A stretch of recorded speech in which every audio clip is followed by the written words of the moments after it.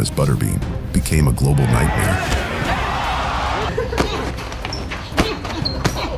Dome and knockout power that shut down knights early. Butterbean's rise was never about finesse or elegance. It was about shock. About the moment when the bell rang and every assumption in the building collapsed under the weight of one man's presence. A massive frame, a shaved head that gleamed under the lights, and fists that carried an unspoken promise of violence. The crowd groaned, screamed, leaned forward in their seats, because everyone knew what was coming even if they couldn't quite believe it yet. Butterbean didn't enter the ring to win rounds or impress purists. He entered to end nights early, to turn arrogance into panic, and to remind anyone standing across from him that confidence has a very short shelf life when power like that is involved. From the start, Butterbean thrived on being underestimated. Opponents looked at him and saw a joke, a novelty, something slow and one-dimensional. Fans loved him for exactly that reason. Every fight felt like a test of ego more than skill. The moment someone decided to stand in front of him and trade, the fight stopped being theoretical and became an emergency. That was the formula, and it worked over and over again. Cocky challengers walked in smiling, and moments later they were staring up at the lights wondering what just hit them. When Peter McNeely stepped in, it barely resembled a competitive bout. It felt like a rescue mission unfolding in real time. Butterbean wasted no motion, no time. He moved forward like it was another shift at work, unloaded his signature power, and clocked out before McNeely could even process the danger. The referee had no choice but to intervene before the situation turned from brutal to irresponsible. It wasn't cruelty. It was inevitability. Once Butterbean found his range, gravity did the rest. Chaos followed him wherever he went. Against Jackie Beard, the ring looked too small to contain the combined mass and aggression. Beard came in with swagger, posturing, and the kind of bravado that only lasts until the first clean punch lands. Butterbean waited, patient in his own way, smiling almost, until the opening appeared. When the right hand finally connected, it wasn't just a knockdown. It was a shutdown. Beard collapsed as if someone had unplugged him, and the crowd erupted because they just witnessed another ego get flattened in seconds. Time and again, opponents tried different strategies. Some tried speed, others tried muscle.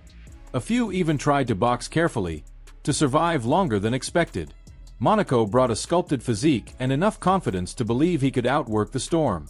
He landed clean shots, even caught Butterbean with an uppercut that made the crowd buzz. But the moment he overcommit, the lesson arrived. One heavy blow sent him crashing to the canvas, and the second sealed it. Butterbean didn't need combinations. He needed one mistake, and Monaco gave him several.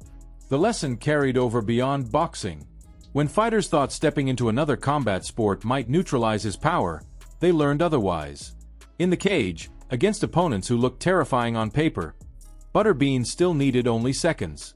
The bell rang, movement started, and before anyone could settle into the fight, it was already over. Technique mattered. Conditioning mattered. But none of it mattered more than the fact that if Butterbean touched you clean, the night was finished. In Birmingham, Alabama, things got uglier. Against Pat Jackson, the fight turned into controlled chaos. Butterbean went to the body, upstairs, everywhere, slowly breaking his opponent down. Blood appeared. The crowd roared. Even the referee found himself in danger, catching a punch while trying to separate the fighters. The bout didn't end because of the official's misfortune, but because Jackson had no desire to continue. The damage was done.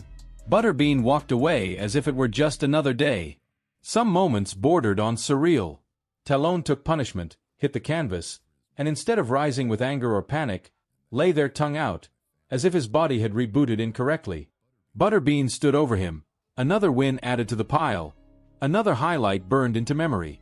Whether it was exhaustion, confusion, or simply the shock of impact, it didn't matter. The result was the same. Even when Butterbean was tested, the story didn't change. Ed White dropped him early, sending a ripple through the crowd. For a brief moment, it looked like the myth might crack. But that knockdown only woke something deeper. Butterbean surged forward, throwing with renewed violence, each punch heavier than the last. Moments later, White was the one on the ropes, then on the canvas, overwhelmed by a man who refused to stay down and punished anyone who dared to hurt him. The pattern repeated itself against fighters like Doug Norris, Patrick Graham, and Marcus Rhodey.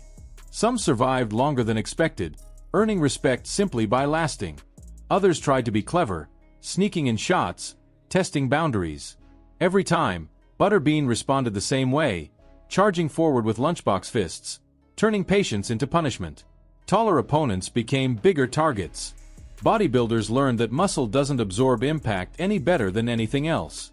Debuts ended before they truly began. 30 seconds was often all it took. By the time Butterbean earned titles and nicknames, the reputation was sealed. He wasn't built for long nights or tactical chess matches. He was built for moments, for explosions, for teaching harsh lessons about humility. Losing to him became a strange rite of passage, especially for fighters whose records already told a rough story. Step in, survive if you can, and hope you remember it afterward. Every bout added another chapter to the same book. Butterbean didn't care about elegance or legacy debates. He cared about the bell, the opening, and the finish. The crowd loved him because there was no pretending. When he fought, something definitive happened. Someone learned the hard way that talking big, standing tall, and believing your own hype doesn't mean much when raw power comes crashing through your guard. And that's why these moments still hit so hard today. They aren't just knockouts. They're reminders. Reminders that boxing isn't always about beauty. Sometimes it's about impact. Sometimes it's about a single man walking forward, daring you to stand there with him, and ending the conversation with one swing. If moments like these are why you love combat sports, if these brutal lessons and unforgettable knockouts still get your heart racing, let me know.